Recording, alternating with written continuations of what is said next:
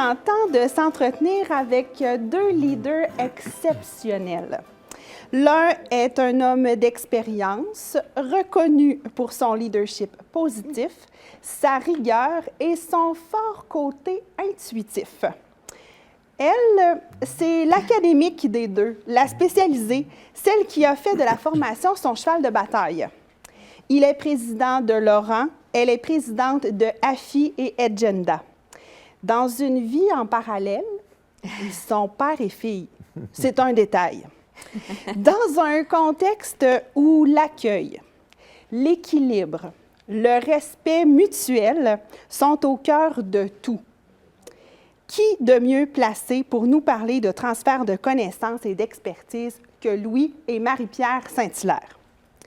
Chacun à sa façon, avec authenticité, a un impact individuel significatif sur un collectif. Qu'en est-il justement de l'impact collectif? C'est ce que l'échange de ce soir va nous permettre d'apprendre et de découvrir. Mais avant toute chose, comme nous sommes disciplinés dans l'ordre et dans la méthode, nous demanderons à Nancy de nous parler un peu des règles du jeu parce que les gens ont le droit d'interagir. Oui, absolument. Alors, tout le long de l'échange entre Esther et nos invités, vous êtes appelés à interagir, commenter, comme on vous mentionnait tout à l'heure, questionner et je serai votre voix pour partager l'information. Alors, entre les questions, je lèverai ma main vers Esther et je serai votre voix. Alors, allons-y. Tout d'abord, et Marie-Pierre, tu m'en voudras pas de commencer par Louis, parce que mais je sais le padré. Il faut que commencer tu es par le pleinement padré. capable de prendre ta place, mais là, j'aurais une petite tendance à aller vers Louis en premier. Tout à fait. Alors, qui est Louis Saint-Hilaire et pourquoi a-t-il choisi BE? D'abord, merci beaucoup, Esther, pour cette superbe présentation. C'est très gentil. Je tiendrai aussi, avant de faire une brève présentation, de remercier. J'ai vu beaucoup de mes amis, de collègues sur l'écran en face de moi. Donc, encore une fois, j'ai sollicité mes amis pour une très belle organisation, très belle cause, et ils ont répondu, comme habituellement, de façon très positive, très généreuse. Je voyais tout à l'heure mon ami Bertrand Lauzon, qui, en plus de contribuer, s'est même porté volontaire pour être un bénévole d'expertise. Donc, je pense que le but de la soirée, c'est avancer des sous, mais c'est aussi de faire connaître BE. Donc, en quelques mots, pour ceux qui me connaissent moins, qui suis-je, d'où je viens? Je viens d'une région qui s'appelle Rimouski et grandi dans une famille de parents, ça ne surprendra pas beaucoup des gens, mais dans des parents très entrepreneurs. Mon père était un entrepreneur de construction, a fait aussi un petit peu de politique, maire député. C'est un petit côté qui me plaît aussi. Et ma mère, elle, a été elle a 92 ans, passant, elle est encore vivante. Et elle vient d'écrire un livre, juste pour vous donner une idée, pendant la pandémie. Et elle a toujours été très impliquée pour l'avancement de la cause des femmes au Québec. C'est une des pionnières. Elle l'a fait pendant de nombreuses années. Puis les amis qui sont un peu de mon âge, qui me connaissent et connaissent Marie-Pierre, qui connaissent ma mère, vous diront que Marie-Pierre est la version moderne de sa grand-mère, parce que Marie-Pierre est aussi très entrepreneur et évidemment très impliquée socialement. Vous comprendrez aussi qu'avoir été élevé dans une famille comme ça, c'est à peu près la même chose qui s'est passé à la maison chez nous. Donc Marie-Pierre et ses deux frères ont aussi grandi dans un environnement très entrepreneur.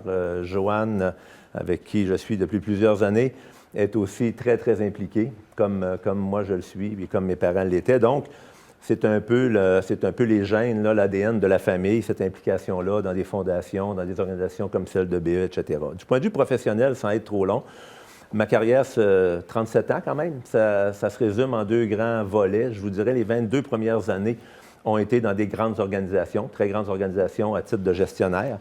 Et au cours des 15 dernières années, j'ai davantage œuvré dans le développement et de la création de PME au Québec. Donc, accompagner les dirigeants de PME et gérer moi-même certaines PME.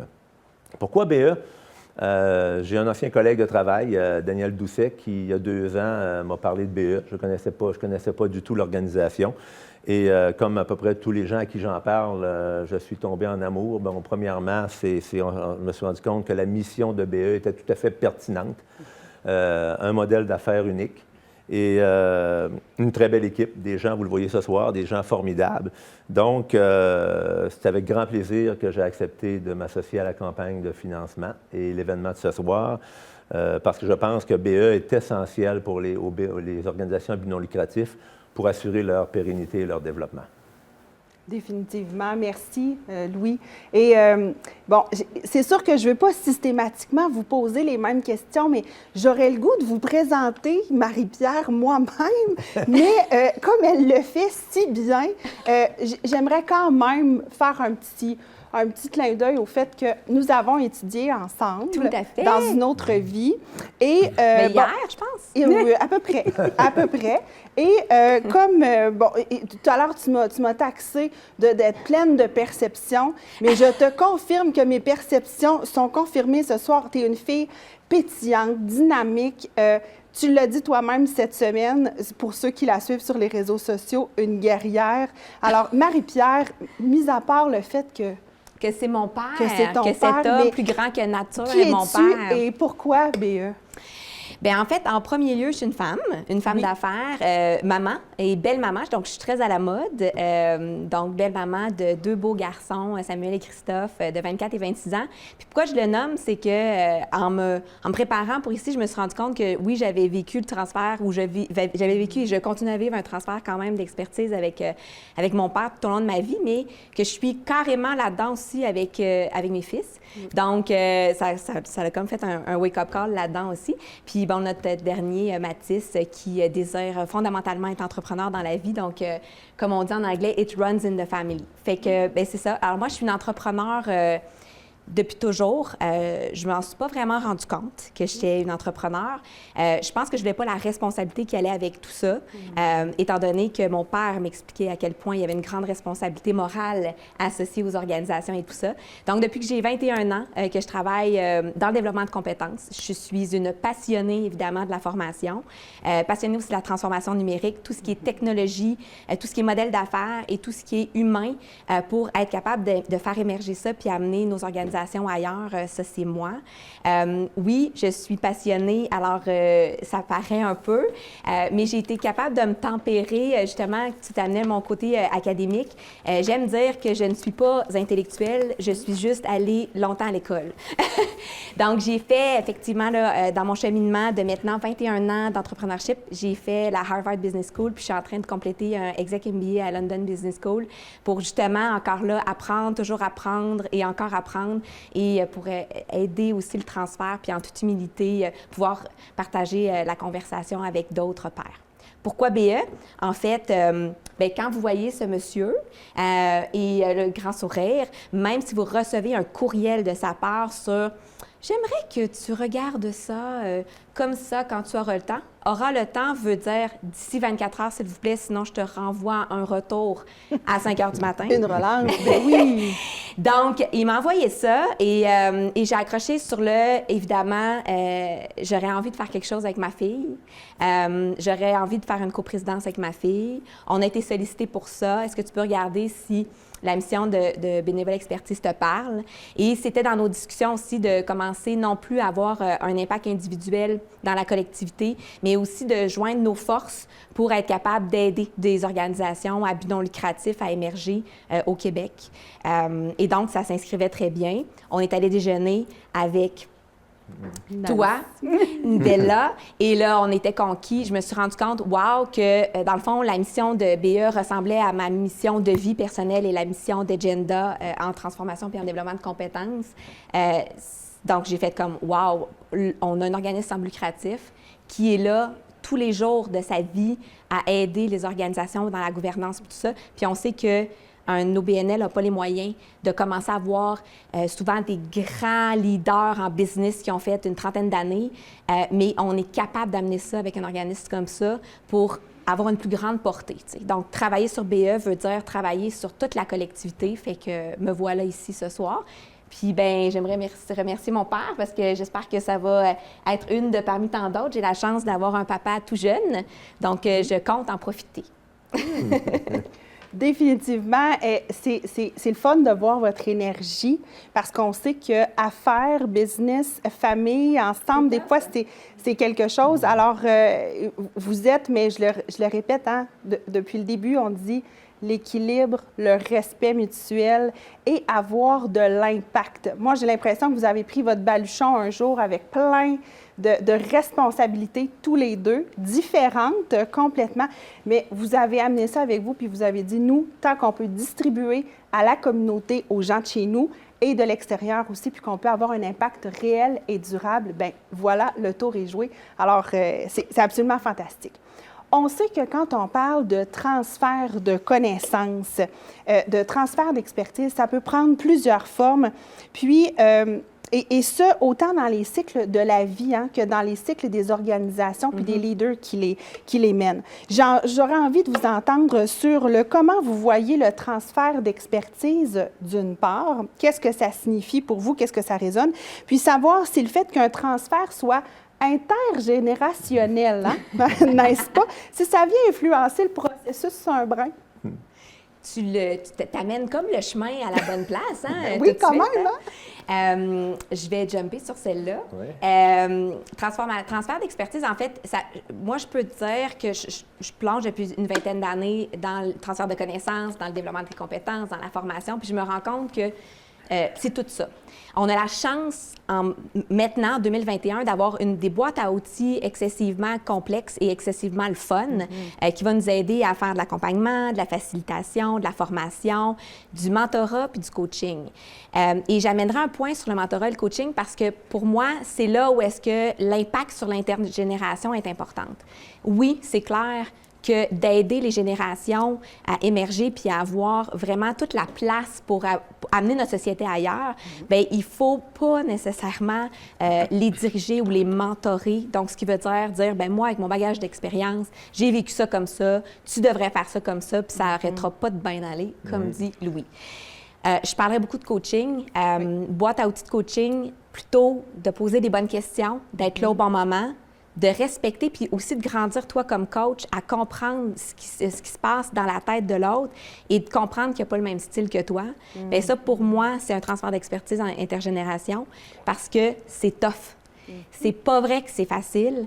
Il y a un très grand respect qu'on doit à des gens qui ont beaucoup plus d'expérience. Je passe ma vie à me poser la question pourquoi je réagis fortement à un truc qu'on vient de me dire ou est-ce que je suis contre. Puis là, je me dis maintenant, j'ai la sagesse de me dire OK, attends une minute, je réagis.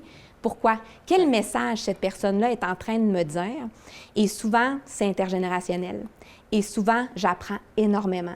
Fait que maintenant, en toute humilité, à chaque fois, je me dis qu'est-ce qu'il y a à m'apprendre, qu'est-ce qu'il y a à m'apprendre? Et il faut être sensible aux générations du futur. Je le vois avec Samuel, qui est nouveau partenaire chez Agenda, notre plus vieux. Et le nombre de fois qu'il me dit bon, là, je veux pas tout ton Bataclan, je te pose une question directe, réponds-moi en une phrase. Fait que ça veut dire je veux pas savoir tout ce que tu penses. Je veux juste venir consolider ma pensée. J'imagine que j'étais un petit peu comme ça. Je viens quand même chercher ton approbation. Oui, voilà. Vraiment. Mais tu as mentionné quelque chose de très important, l'humilité. L'humilité. Hein? Avoir cette espèce de recul-là. Pour Louis, le transfert de connaissances de cette façon-là, de coacher, de mentorer, parce que c'est quand même ce que vous avez fait à de nombreuses reprises, ce que vous faites encore, ça résonne quoi? C'est, je dirais, préalablement, avant le transfert d'expertise ou de connaissances, je pense qu'il y a un élément hyper important en amont. Et c'est ce que j'ai fait aussi avec Marie-Pierre. Je pense que la première chose, souvent, des fois, on va voir le potentiel de gens et les gens ne le voient même pas. Donc, la première chose, avant de vouloir transférer une entreprise ou transférer des responsabilités, faire grandir des collègues de travail, on doit s'assurer qu'ils ont les capacités, les aptitudes pour, évidemment, aller où on veut les emmener. La deuxième chose, c'est important aussi de connaître un petit peu c'est quoi leurs aspirations, c'est quoi leur intérêt. Moi, j'ai connu des gens dans ma carrière avec un potentiel extraordinaire, mais qui n'avaient aucun intérêt à prendre des responsabilités plus grandes, qui préféraient avoir une qualité de vie, puis des choix, parce qu'évidemment, souvent, responsabilité arrive avec obligation. Donc, avant même de démarrer un transfert de connaissances d'expertise, je pense que c'est important qu'on comprenne, qu'on soit conscient, évidemment, du potentiel de la personne, et surtout que cette personne-là veuille aller où on veut l'emmener. Ça, c'est préalablement. Après ça, le transfert lui-même, Moi, j'appelle ça mes 3 C. Évidemment, il y a le transfert de connaissances qui est, je vous dirais, la partie la plus facile. Transférer de l'information sur le travail, transférer de l'information sur l'entreprise. C'est la partie la plus rationnelle et la plus simple, je dirais. Évidemment, quand on amène quelqu'un, par exemple, comme avec Marie-Pierre, présider une organisation, quand tu deviens présidente d'une organisation, tu dois avoir aussi certaines compétences. Donc, dans le coaching et dans le transfert d'expertise, on se doit de voir avec la personne un petit peu comment ses compétences peuvent ou doivent évoluer. Donc, ce qu'elle a déjà, les nouvelles compétences qu'elle doit acquérir. Donc, ça fait partie, et c'est un petit peu moins évident qu'un transfert de connaissances. Ça devient, parce qu'il faut essayer d'identifier peut-être des endroits où la personne. D'ailleurs, puis ça, ce n'est pas nécessairement le coach qui le fait directement tout seul. Il va aller chercher de l'aide. D'ailleurs, dans le cas de Marie-Pierre, je pensais que c'était pertinent qu'elle aille suivre un cours dans une grande université américaine, mais j'ai pas osé lui proposer. Je l'ai fait faire par un de mes collègues. Et évidemment, pour renforcer un peu au niveau du management, voir ce qui se fait ailleurs dans le monde, etc., etc. Le 3e C, il est aussi tout à fait très important, c'est le comportement. Et ça, on parle plus des valeurs et du savoir-être.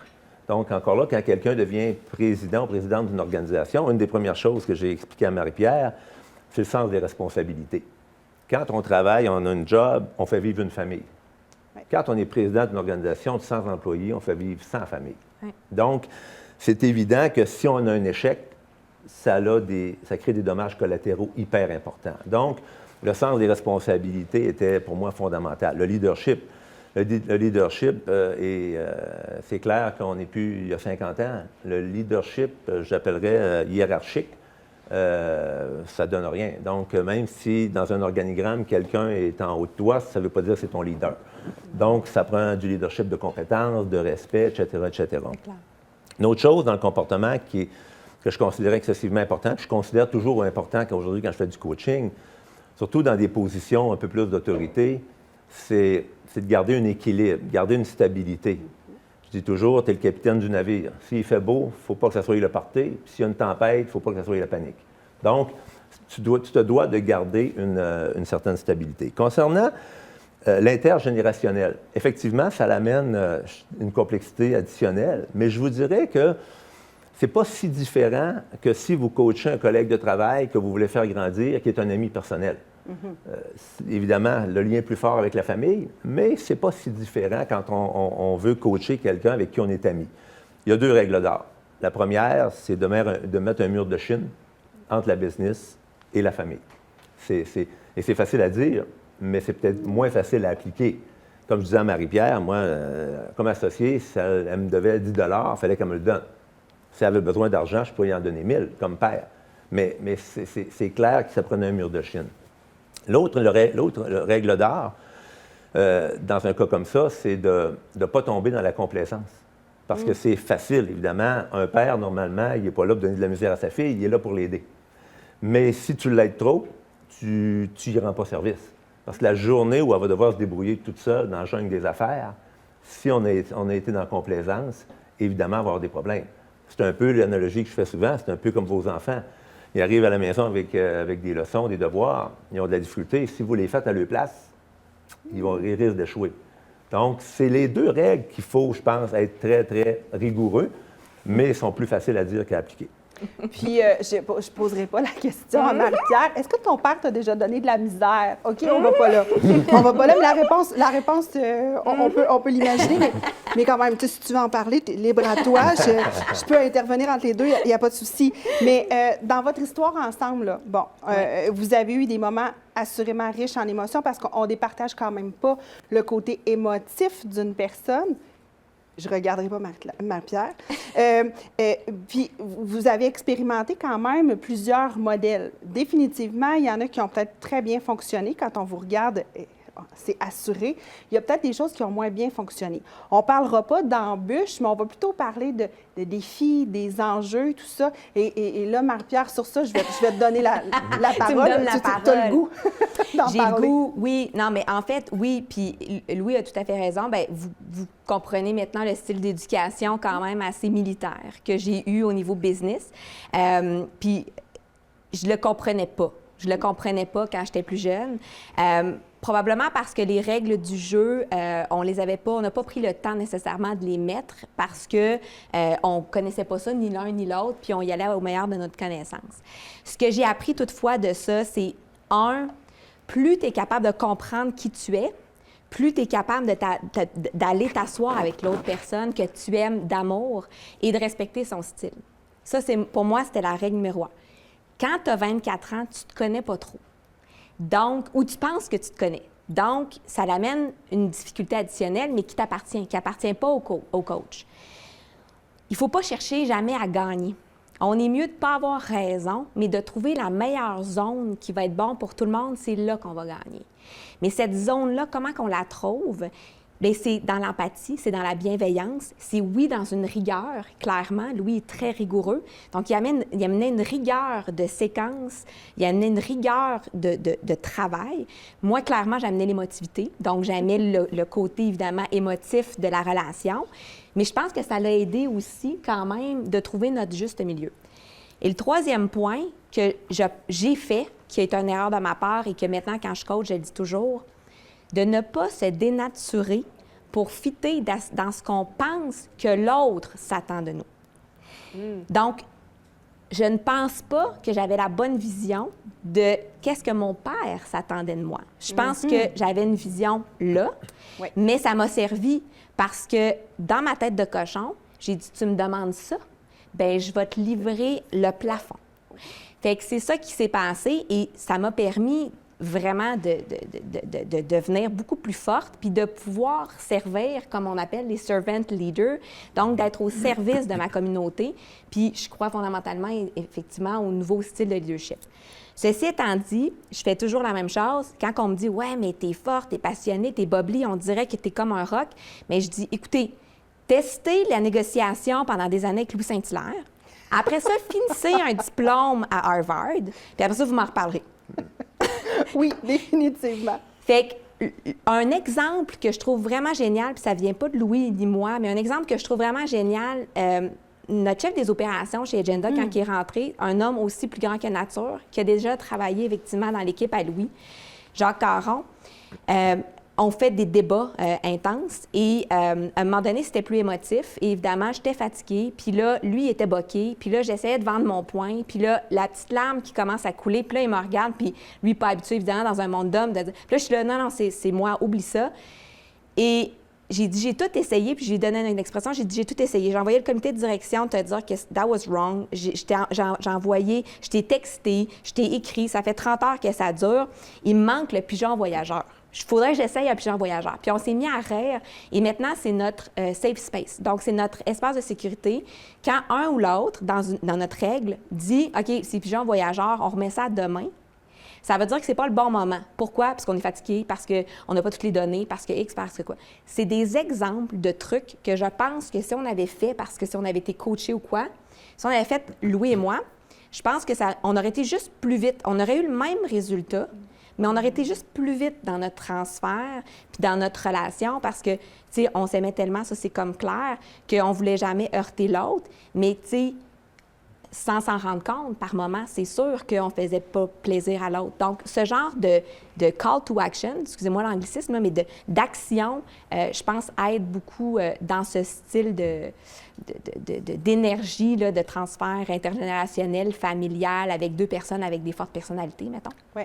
Puis c'est souvent pas nécessairement le fait d'être dans la même famille. Là. Non, c'est souvent ça. Parce que les gens, puis là, j'ai certains de mes collègues là, qui doivent sourire devant leur écran, là, mais souvent, on s'aime beaucoup, beaucoup, beaucoup comme leader. On admire souvent l'autre, mais à un moment donné, on devient comme tellement pris dans un bouillon hein, qu'il faut se donner cet espace-là et se le permettre. Ça ira pas moins vite, ça ira pas moins bien, définitivement. Exactement. Et comme dans tout, ça prend une bonne dose d'humilité. Alors justement, quand l'humilité rime avec bienveillance et leadership, hein, ça va bien ça, ensemble. Et là, je vais me tourner vers Louis. C'est ce qu'on comprend aussi dans ce que tu viens de dire, Marie-Pierre. Louis, est-ce que tu accepterais à ce moment-ci de nous parler du passage obligé de l'intuition, n'est-ce pas, vers un cadre précis pour un leadership commun meilleur? Oui, bien, comme Marie-Pierre l'a expliqué, effectivement, quand on a fait le transfert à l'époque où Marie-Pierre a pris la direction d'AFI, évidemment, tu l'as bien mentionné au début, je suis plus un intuitif. Et on n'avait pas défini de règles, effectivement. Et je vous dirais, si c'était à refaire demain matin, probablement que j'emprunterais le pigeon voyageur de Marie-Pierre pour mettre un peu comme à la limite à la lutte. Quand un lutteur, il dit « chute, j'en ai assez », je pense que, parce que la différence, c'est d'être au même niveau. Le coach peut avoir la perception que la personne est prête, puis elle peut être prête, mais la personne peut avoir besoin d'un petit peu plus de transfert. Et si tu ne me donnes pas un signal, évidemment, tu peux passer à côté. Et je n'ai pas parlé tantôt de l'élément temps, mais dans un transfert, il y a toujours, je dirais, 2 éléments qui sont temporels. Il y a le rythme où tu vas faire le transfert, donc la vitesse que tu vas le faire. Évidemment, dans le cas, vous connaissez Marie-Pierre, moi, je connaissais ses capacités. Et évidemment, j'ai fait ça à un rythme relativement accéléré. Ceci dit, ça l'a passé, mais le danger, parce que, comme je n'avais pas son feedback, moi, j'étais certain, mais c'est un peu comme le canard qui est sur l'eau. Évidemment, Marie-Pierre, au-dessus de l'eau, c'était très calme, mais je pense qu'en dessous de l'eau, c'était le chaos. Donc, le danger, si on ne met pas ces règles-là, c'est peut-être d'écraser la personne qu'on veut faire monter. On lui donne de la corde, c'est pas pour la pendre, c'est pour la faire monter dans l'organisation. L'autre élément qui est aussi temporel et où ça prend un feedback, puis est excessivement important dans le transfert d'expertise pour le coach, c'est savoir trouver le bon moment où décrocher, où lâcher prise. Parce qu'autant le coach va être très significatif, à un moment donné, comme on dit en québécois, il faut qu'il dépine. Parce qu'à un moment donné, la personne doit avoir sa créativité, doit faire des choses. Et c'est un moment qui est excessivement dur à trouver. Si on le fait trop tôt, on augmente les risques d'échec. Si on le fait trop tard, on crée de la frustration, puis on empêche la personne, évidemment, de faire preuve de sa créativité. Je vais vous donner un exemple. Marie-Pierre, quand elle a pris la présidence, à tous les mois, toutes les fins de mois, je l'appelais, je vous parlais tantôt, sens des responsabilités. Tu as une entreprise, tu fais vivre des familles. Le 10 du mois suivant, c'est à peu près toujours le 10. J'appelais Marie-Pierre pour lui dire, OK, Marie-Pierre, c'est quoi les chiffres du mois passé? C'est quoi les comptes à recevoir, comptes à payer, cash flow? Bon, évidemment, les choses un peu plates quand tu es un entrepreneur, mais que tu dois surveiller. Et évidemment, elle me répondait. J'ai fait ça pendant 7 mois.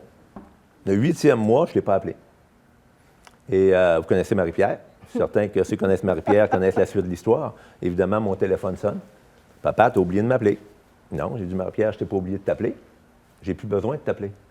Elle a dit, comment ça? Mais j'ai dit, écoute, pour moi, évidemment, elle était prête.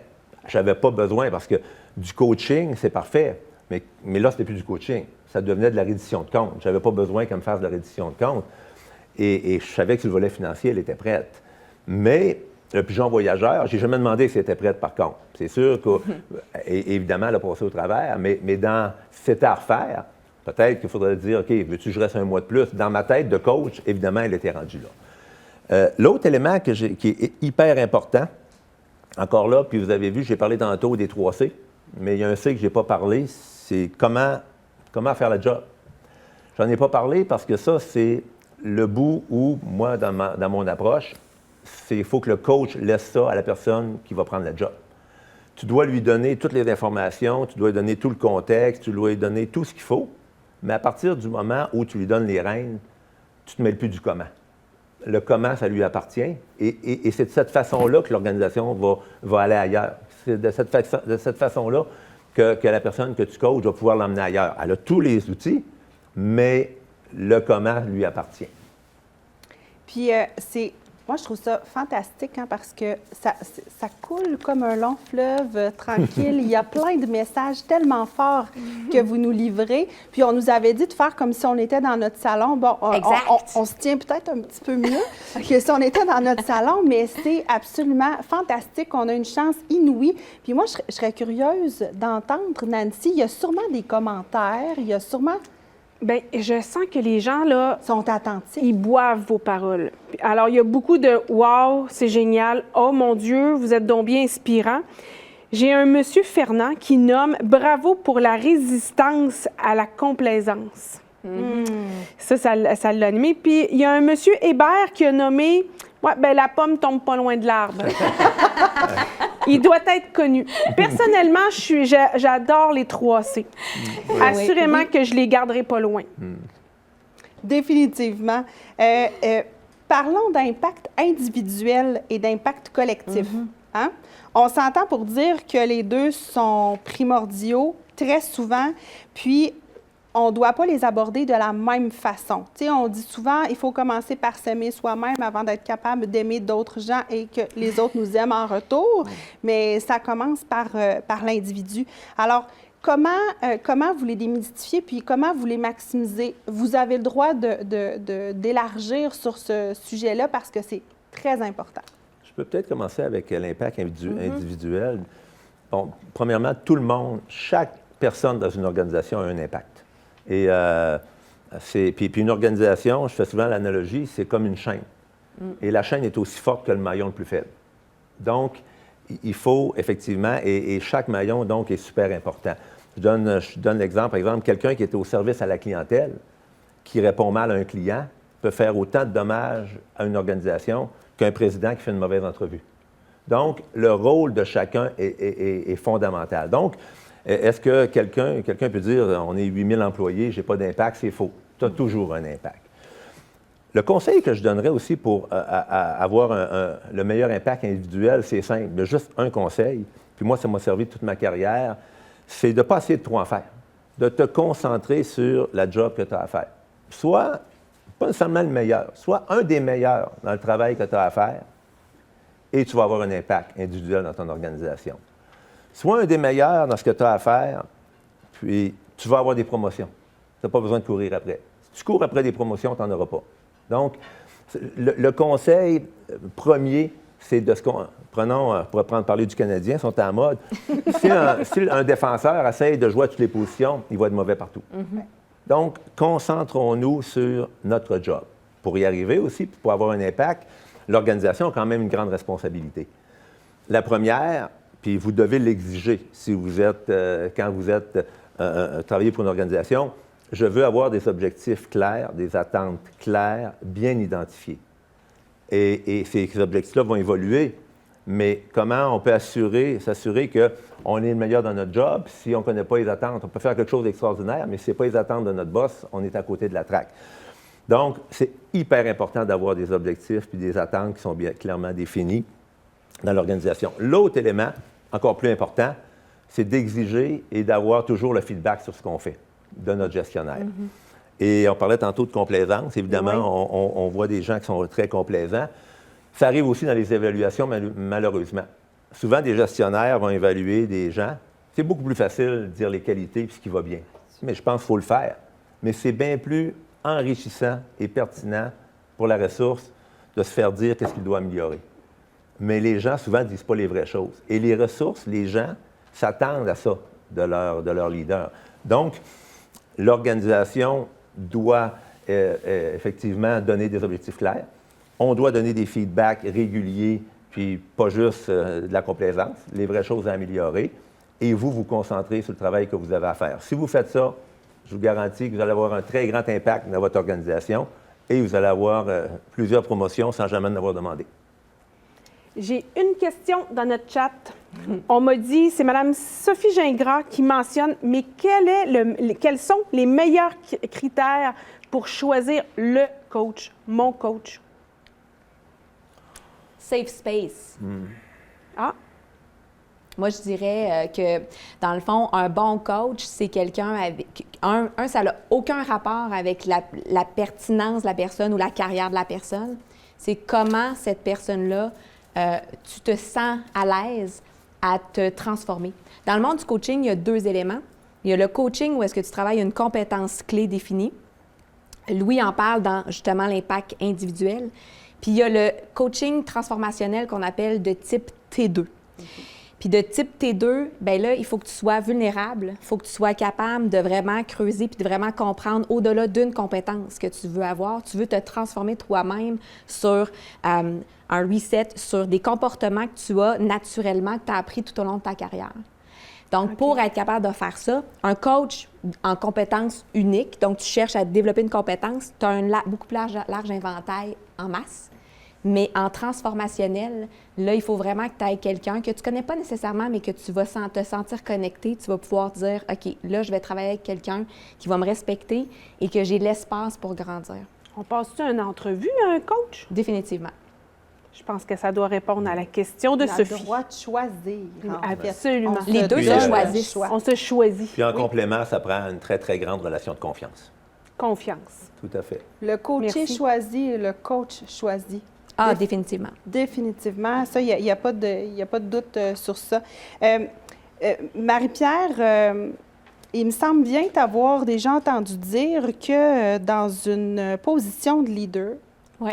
où tu es entouré des meilleurs, hein, parce que ça aussi, ça se choisit. Ça se choisit Et mutuellement. Oui, parce Mutuellement, que ouais. les meilleurs pour un ne seront pas nécessairement les meilleurs pour l'autre Tout à fait. et vice-versa.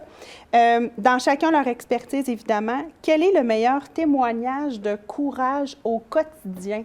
Dans le quotidien, là, quand on travaille avec le Dream Team, parce que c'est sûr que si on se parle toutes les deux, je vais te dire que j'ai le Dream Team, tu vas me dire j'ai le Dream J'ai Team. définitivement Alors, le Dream Team. D'ailleurs, je les salue. Il y a plein de monde de chez Agenda ce soir. Puis vous avez vu à quel point il y en a qui ont complètement dit oui tout de suite dès qu'on les a sollicités pour Bénévole Expertise. C'est une très bonne question. Surtout, je trouve ça pertinent qu'on en parle pendant la pandémie. Parce que j'ai vu des collègues agir différemment, mettons, que mes propres valeurs, et j'ai vu des collègues leaders extraordinaires à prendre vraiment là, le taureau par les cornes puis à être courageux. Pour moi, c'est l'authenticité, point numéro 1. Puis je pense que tout le monde a vraiment besoin de vraies affaires en ce moment, Oui. plus que jamais. Si tu veux attirer des bonnes personnes qui ont envie de travailler avec toi, puis on parle justement d'être en confiance, tu peux pas jouer une game. Fait que déjà en partant d'avoir le courage d'être toi-même tout le temps, malgré le fait que tu es différent des autres. Chaque personne en soi se sent différent des autres. Puis on essaie toujours de rentrer dans une coquille. Beaucoup de monde, souvent dans le monde du coaching puis en transformation, on le voit, on parle à des leaders puis ils disent « mais je me sens obligée dans ma collectivité d'avoir cette forme-là ». Mais c'est pas vrai. C'est pas vrai parce que l'impact individuel dont Louis parle, bien, si on va avoir cet impact-là dans un collectif, il faut que chaque impact individuel, chaque personne se respecte comme ils sont, soit authentique et ait le courage aussi de créer des équipes qui vont se parler des vraies choses. Parce que chaque équipe est un micro-écosystème qui se raccroche à une organisation qui est focusée et alignée sur une vision. Fait que le jour où est-ce que tu as plein de monde atypique, ce qui est le cas chez Agenda, là, on a des artistes, on a des scientifiques, on a des docteurs, on a des gens spécialisés en intelligence artificielle qui ont moins été à l'école. Tout est un mix, mais la différence, c'est que tout le monde est aligné, tout le monde est focusé sur la même vision, sur qu'est-ce qu'on veut accueillir, puis faire. Puis après ça, la forme, comme disait Louis, on s'en fout un peu tant aussi longtemps qu'on demeure dans nos valeurs, puis qu'on demeure dans quand même un écosystème qui gravite. Pour moi, le courage aussi se démontre avec une phrase que je dis souvent. Moi, là, j'aime les surprises, mais pour ma fête. J'aime pas les surprises dans ma business, ni dans le marché du travail. Un, parce que je suis hypersensible, donc une surprise, j'aime pas qu'on me prenne par surprise sur un truc. Puis deux, je vois tout de suite le manque de relation que j'ai avec la personne qui me fait une surprise. Pourquoi tu me l'as pas dit? Donc, j'ai travaillé dans ma carrière continuellement pour ne pas avoir de surprise. Et ça me démontre beaucoup de courage. Pour moi, c'est vraiment un exemple collectif. Puis j'aimerais ça revenir sur ton truc individuel parce que, tu sais, on a travaillé pendant des années en développement de compétences, en transformation dans les organisations sur les individus, très fortement. Là, l'année 2021, là, on travaille sur les équipes.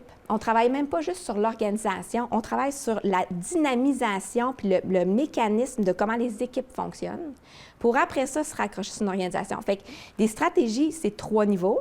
20 de la stratégie, 20 de l'effort est dans la stratégie, 80 est de l'exécution. On le sait, hein, des extraordinaires stratégies, mais les gens ne sont pas capables d'exécuter. Exact. Donc, le courage de ne pas lâcher quand elle est 2 mains dedans sur le terrain, là, bien, ça, pour moi, c'est un courage de leader. Définitivement. Puis c'est comme individu de se rappeler, puis là, j'ai envie de te demander, tous les matins, quand tu te lèves, qu'est-ce qui donne le jus nécessaire pour dire non, je lâcherai pas, non, je lâcherai pas, justement pour continuer de garder tout ça bien scellé, bien en place, même s'il y a du mouvement, de la flexibilité, qu'on s'ajuste, tout ça, là, qu'est-ce qui donne là, cette Bien, il y a drive-là? deux choses, puis encore là, en pandémie, je trouve ça intéressant. Moi, je suis malade depuis que j'ai 9 ans, j'ai la maladie de Crohn. Donc, tous les matins que j'ai pas mal au ventre, pour moi, je suis genre dans un bonheur, une gratitude. Je suis comme, je m'auto-analyse. Je suis comme, oh mon Dieu, j'ai de l'énergie aujourd'hui, parce que je me lève des fois sans énergie. Oh mon Dieu, j'ai de l'énergie, puis j'ai envie, genre, de manger la vie. Fait que ça, point numéro 1, c'est comme dans la gratitude de me dire, OK, mais si moi, je suis en santé là, je dois contribuer. Je dois contribuer parce qu'il y en a d'autres qui sont dans marde. Ça, c'est point numéro 1. Puis 2, ma responsabilité de leader. J'ai fait le choix à 38 ans, puis je me rappellerai toujours en Floride, je ne sais pas si tu t'en rappelles, mais on s'était levé, tu t'es levé à 5 heures du matin comme d'habitude. J'étais allée vous voir, c'était pas par comme ça, juste choix. Je m'étais dit, je file pas bien, je vais aller chez mes parents, je vais aller juste 4-5 jours les visiter. Puis là, il est 6 heures du matin, je me lève, puis là, je vois mon père qui est en train d'aller, puis là, il lâche son laptop, puis il dit, ça va? Puis là, il me regarde comme ça, sans rien dire. Pas trop. Il dit, qu'est-ce qu'il y a? Je suis super malheureuse. Mais il dit, je comprends pas. Mais j'ai dit, ben j'aime pas ma maison, puis là, je suis tannée du modèle d'affaires de la business, puis c'est tough, puis j'aime pas ça, puis je pense que j'aime plus ça, être présidente. Mais il dit, c'est parce que Marie-Pierre, hein, c'est à toi, la business. T'as juste à la vendre. Donc là, j'ai fait... OK, lui, il a l'art, genre, de m'amener là, ailleurs. Parce que moi, dans ma tête, j'avais une responsabilité de dire, ben non, je vais l'amener, mais je vais l'amener jusqu'à où? Oui. Et c'est là que j'ai fait le choix de dire, non, non, c'est vraiment ça. Je veux l'amener à un autre niveau. Puis c'est là qu'on a amené, évidemment, AFI à un autre niveau avec Agenda et puis tout ça. Mais il a fallu que je refasse mes vœux pour réavoir le courage là, de dire, OK, je suis une vraie entrepreneur, je suis une vraie leader, c'est ça que je veux faire, avec tous les sacrifices que ça l'occasionne. Fait que c'est pas pour l'argent, c'est pas ça. C'est vraiment, genre, une vocation de me dire, j'ai la chance d'avoir une business et de travailler avec du monde exceptionnel qui ont la même mission que moi, puis ça dessert sérieusement, de façon un peu, genre, orgueilleuse, ma mission de vie. Parce que Agenda est dans la transformation. Mais encore là, ce petit monsieur-là, genre, m'a juste posé une question. Je suis revenue. Puis là, évidemment, la rapidité comme je suis revenue en annonçant à mon mari que j'avais mis la maison en vente, mais je n'y avais juste pas dit parce que j'avais appelé. J'avais fait ça avec Louis puis avec ma mère, me disant, ben écoute, on la vend. Puis je lui ai expliqué pourquoi on vendait la maison, on rentrait à la maison, mais j'y ai bien fait une vente. Puis maintenant, on est encore plus heureux là, sur le bord du fleuve. Mais tous mes morceaux ne marchaient pas parce que je me sentais responsable de plein de patentes. Fait que c'est ça qui me drive le matin, contribuer, m'assurer que de façon humble, j'apprends de tout le monde que je rencontre. Puis plus que jamais en ce moment, parce qu'on rencontre plein de monde en Teams, on rencontre plein de monde pareil en virtuel. Puis malgré la situation actuellement, bien, je nous trouve quand même chanceux au Québec. T'sais. Tout à fait. Ça vous humanise tous les deux qu'on entende ça. Puis je suis contente de savoir que c'est encore ton mari. Je ne suis toujours pas célibataire, quand peut-être même. ce soir. Quand même. Et en terminant, il faut parler d'avenir, hein? Parce que là, on vient de vivre, tout le monde, en fait. Rappelons-nous qu'il y a plus d'1 an, le tapis s'est dérobé sous nos pieds. Pour tout le monde, on a perdu nos repères, tout ça. Puis le futur, il faut regarder vers l'avant, ça vaut la peine. On ne dira pas nécessairement ça va bien aller. Louis dirait ça n'arrête pas de bien aller. Mais vous le voyez comment le futur, justement, avec toutes les transformations nécessaires au Québec, j'ai envie de vous dire à Québec aussi, puis pour un organisme comme BE, comment vous voyez ça? Moi, je pense qu'évidemment, ce qu'on vit, c'est unique. On est dans j'appellerais un grand bouleversement avec la pandémie. Mais quand on parle de grand bouleversement, ça signifie aussi pour beaucoup de gens de grandes opportunités. Oui. Parce que, comme prendre un anglicisme, la pandémie, c'est un game changer. On ne fera plus les choses de la même façon jamais. Je vois sur l'écran, il y a beaucoup de jeunes visages. Il va y avoir énormément d'opportunités. Que ce soit individuel ou pour des entreprises, pour changer les façons de faire dans des organisations, pour transformer, créer des nouvelles business, parce que c'est sûr que le statu quo n'est pas une option. c'est sûr que, puis ce qu'on vit aujourd'hui, puis quand on va sortir de la pandémie, ça ne reviendra plus comme c'était. Et les technologies émergentes qui sont disponibles, qui nous permettent de faire les choses différemment. Donc, si j'étais 30 ans plus jeune, c'est sûr que je me partirais probablement à des nouvelles business parce qu'il y a des opportunités d'affaires extraordinaires, puis il y a des défis extraordinaires à relever. Donc, moi, je suis un optimiste de nature. Donc, je vois évidemment, la pandémie, je vais en parler un petit peu tantôt, il y a beaucoup de gens en détresse, et puis de là, BA va avoir un rôle effectivement important à jouer, mais du point de vue professionnel, du point de vue d'entreprise, le terrain de jeu est ouvert pour que les gens puissent emmener des choses extraordinaires. Petite parenthèse, peut-être pour moi personnellement, en termes du futur, j'ai 62 ans. Ça fait, mes associés puis mes amis vont rire parce que depuis 2008 que je dis j'en ai toujours pour 3 à 5 ans à travailler, puis on est rendu en 2021. Mais en théorie, j'aimerais prendre une retraite en 2024, donc dans 3 ans. Bon, ça fait 5 fois que je dis ça. Mais ceci étant dit, j'ai 2 projets encore de transfert d'expertise avec la famille. Je suis encore président de 2 organisations, dont Laurent. Et on est en train de regarder pour transférer une organisation, évidemment, à Marie-Pierre. Évidemment, le coaching ne sera pas très, très long. Vous comprenez que peut-être juste quelques connaissances de l'organisation, les compétences et le comportement, c'est déjà acquis. Et l'autre entreprise a son frère Patrick. Donc, je vais être probablement au cours des prochains mois encore dans du transfert d'entreprise, peut-être un peu plus de coaching avec Patrick. Et ce qui va être intéressant pour avant ma retraite, c'est qu'à partir de ce moment-là, je vais plus être en mode co-développement, co-création avec eux. Actuellement, quand on fait un transfert d'entreprise, on coach, on donne les clés puis on s'en va. Bon, moi, la beauté, c'est que je vais pouvoir quand même participer puis co-développer avec eux encore quelques années, peut-être plus si je décide de ne pas prendre ma retraite à 65 ans.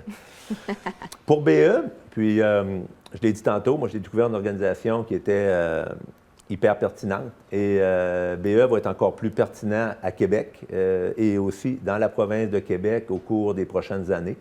La pandémie apporte des opportunités, mais apporte aussi beaucoup de misère humaine. Beaucoup de difficultés.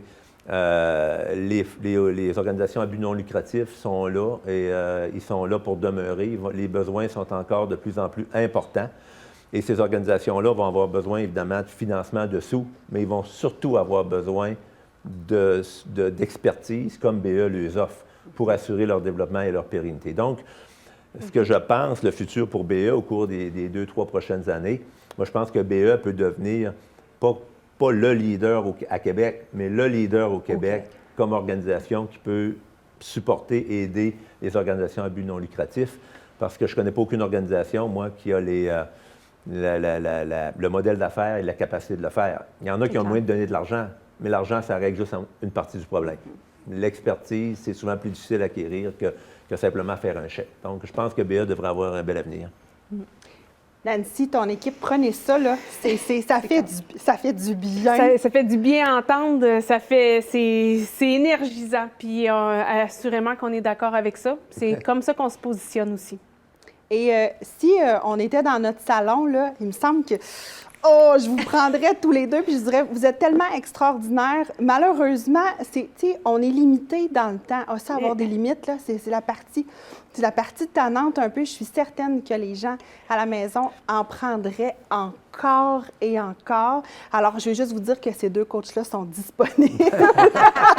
Je ne vais pas en ajouter dans votre cours, mais quand même, vous êtes tous les deux d'une générosité exceptionnelle, d'une authenticité qui a de l'impact, ça résonne, et vous le faites tous les deux avec une simplicité, à la limite une candeur qui est quasiment désarmante, mais une intelligence fine, fort appréciable et appréciée, sachez-le bien. Merci à tous les deux. Alors là, à la maison, applaudissez, mettez des cœurs, les petits serpentins, tout ça. Vous avez cette option-là dans votre les commentaires suivent la même chose. Inspirant, merci.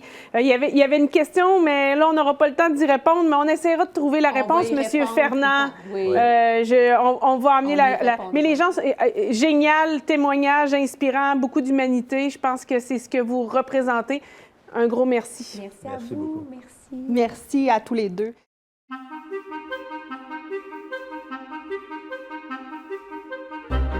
BE, c'est C'est sortir de sa zone de confort sans sortir de sa zone d'expertise. C'est vraiment d'aider au développement des organismes de notre région.